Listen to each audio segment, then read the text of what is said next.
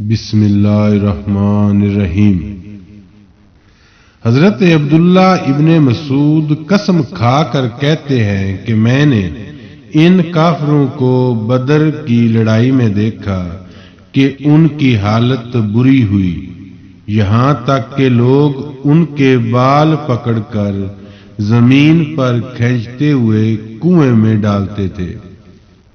ایک روایت میں آیا کہ جس وقت 19 صحابہ مشرف باسلام ہوئے تب ابو بکر صدیق نے رسول خدا صلی اللہ علیہ وآلہ وسلم سے التماس کی کہ یا رسول اللہ، کیوں اب ہم اسلام کو چھپائیں، اور اب بہتر ہے کہ علل اعلان عبادت الہی کریں اور لوگوں کو دعوت اسلام کی دیں۔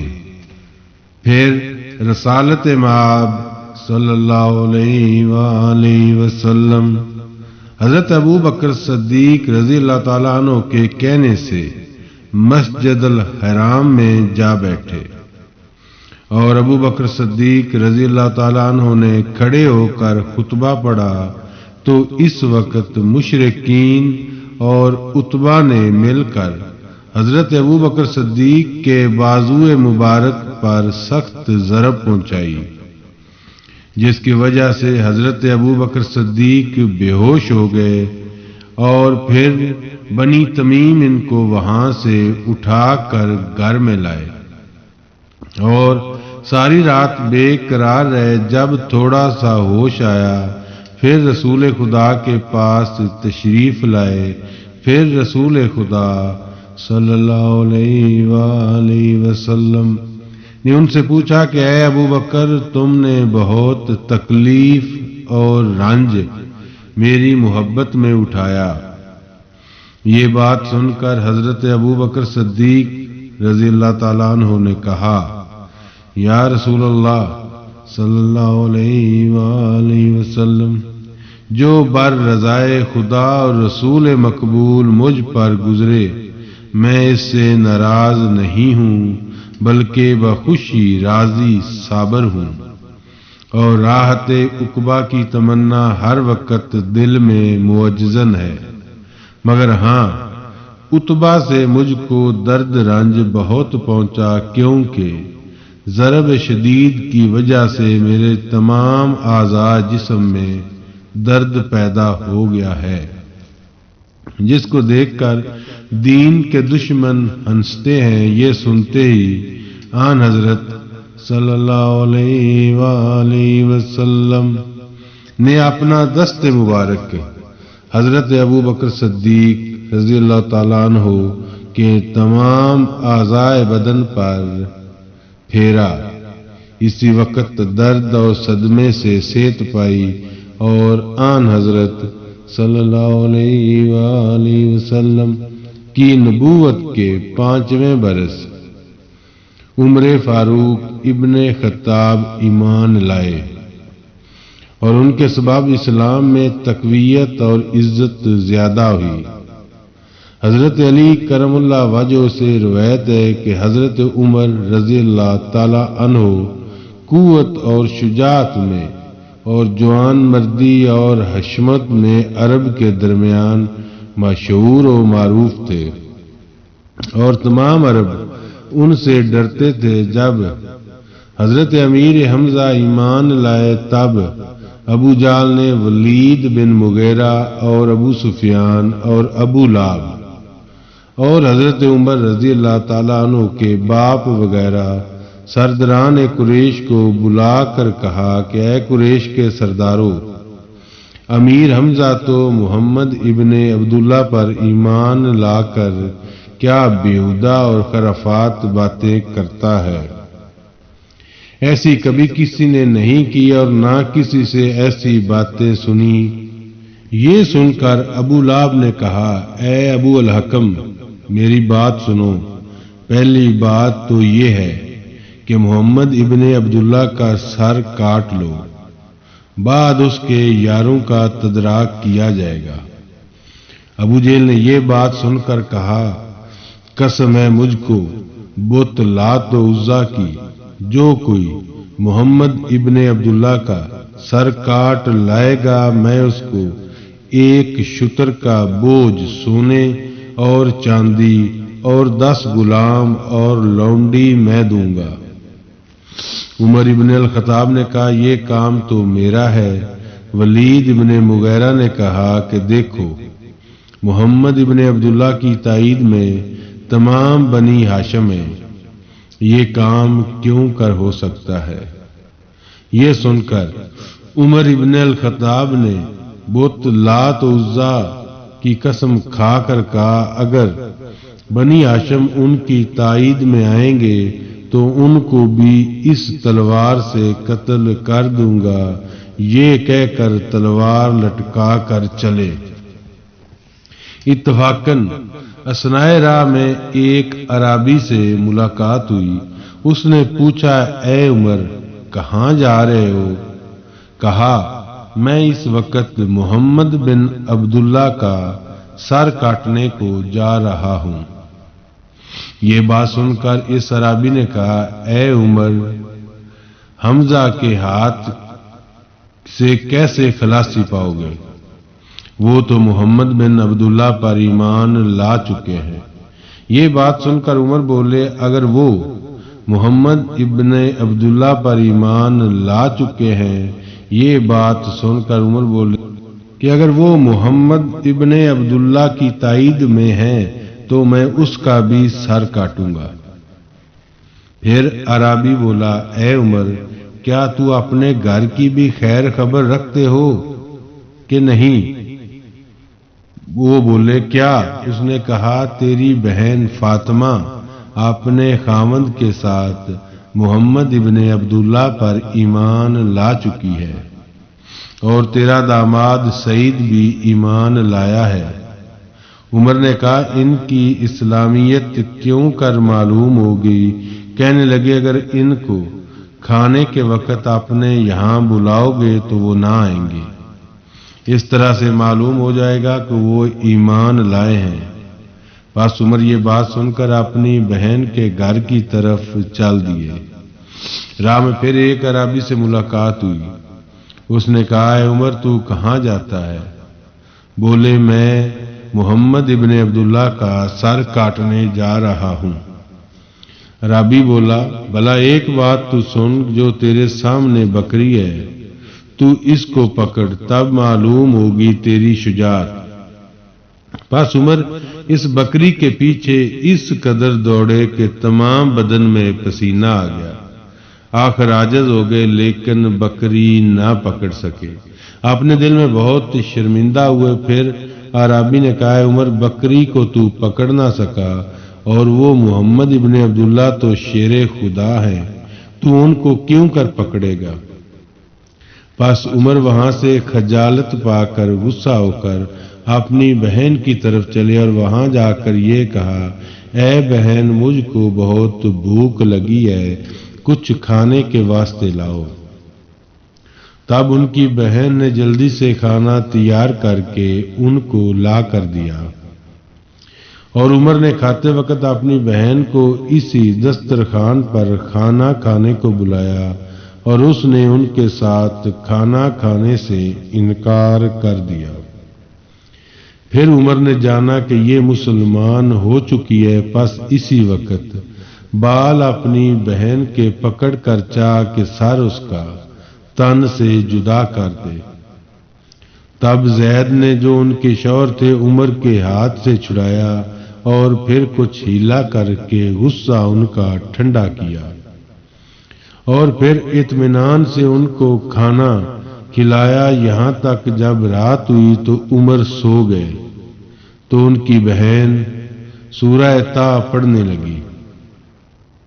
جب وہ اس آیت پر پہنچی لَهُ مَا فِي السَّمَاوَاتِ وَمَا فِي الْأَرْضِ وَمَا بَيْنَهُمَا وَمَا تَحْتَ الثَّرَى۔ ترجمہ اللہ کے واسطے ہے جو بیچ آسمانوں کے ہے اور زمین کے ہے، اور جو دونوں کے درمیان میں ہے اور جو تحت الثری میں ہے۔ جب اس آیت کا مطلب عمر کے کان میں پہنچا تو دل عمر کا اسلام کی طرف مائل ہوا۔ پھر وہ اپنے بستر سے اٹھ کر اپنی بہن فاطمہ کے پاس گئے اور کہنے لگے، تم کیا پڑھتی ہو؟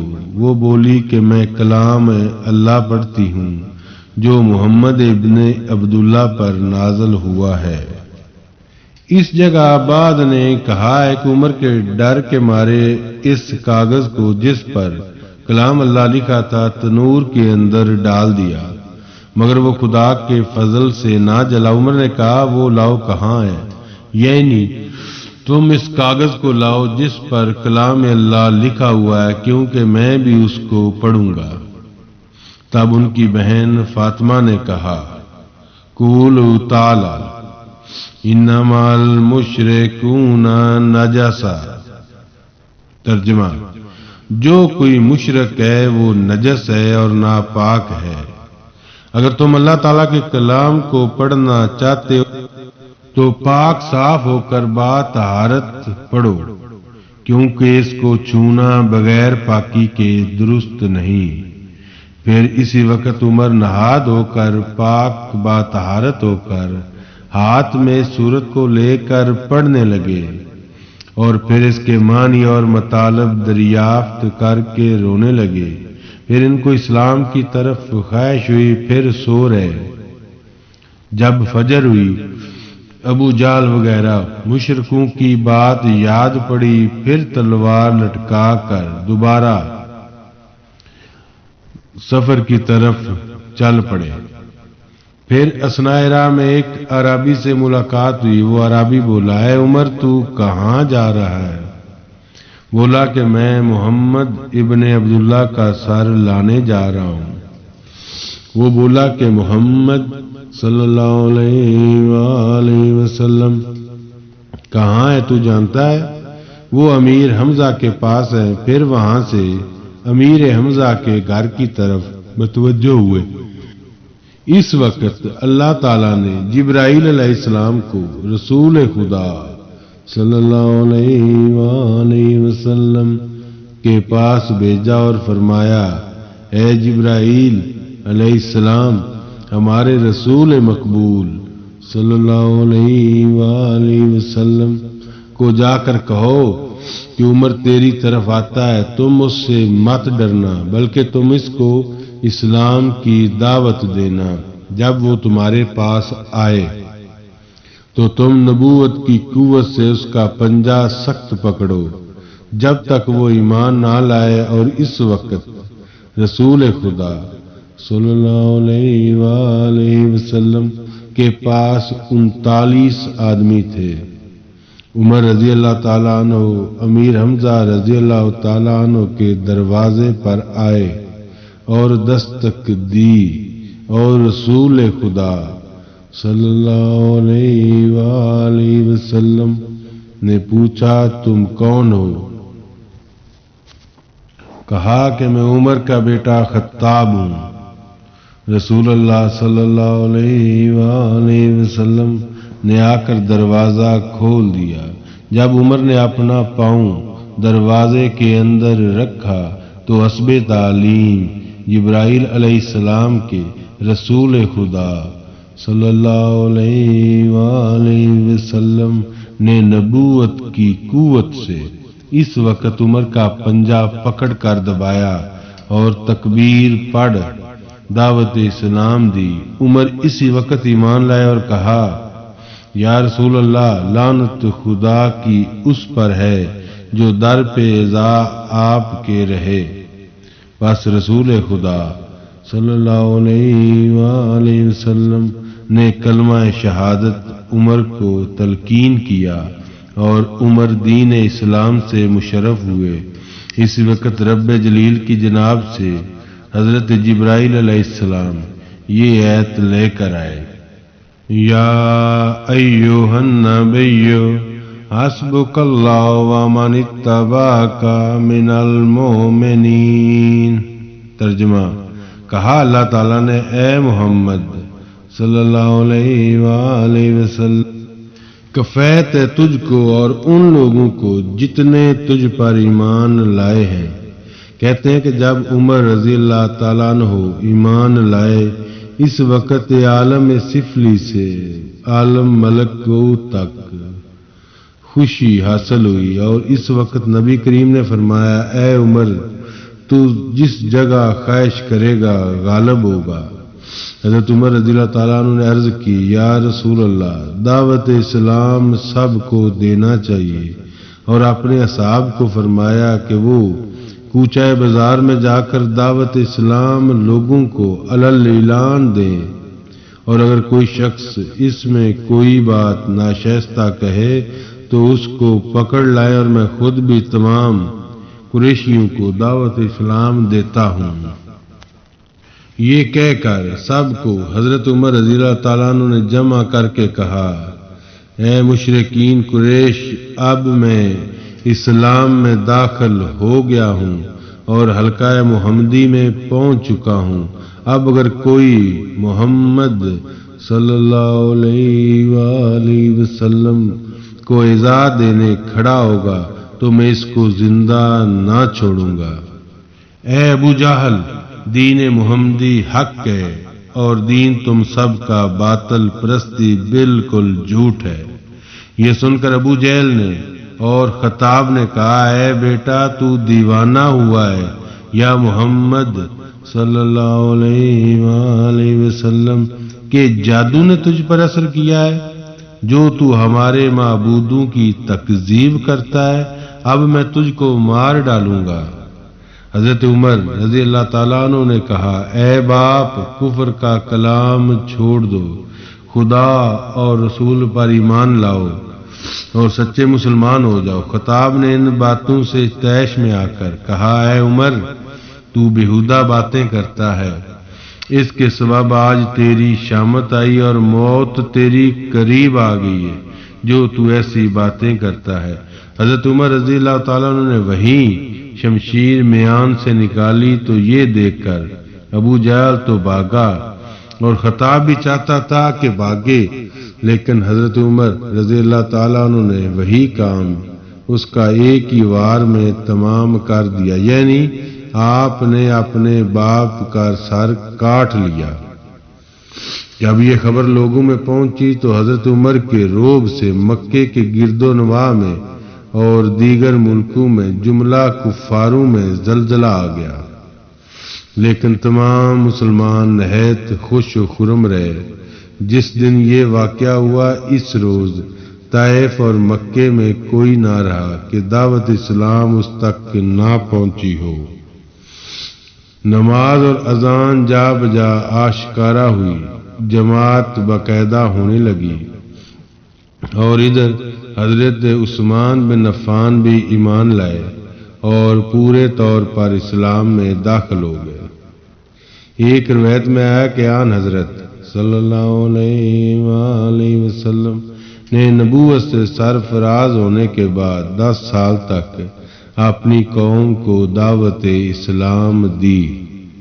جب دیکھا کہ وہ اسلام قبول نہیں کرتے تب حضرت محمد صلی اللہ علیہ وآلہ وسلم نا امید ہو کر غیر قوموں کو ہدایت کی طرف مشغول ہوئے اور مکے سے طائف کی طرف تشریف لے گئے اور وہاں جا کر رائے خدا کی ہدایت و تلقین کرنے لگے۔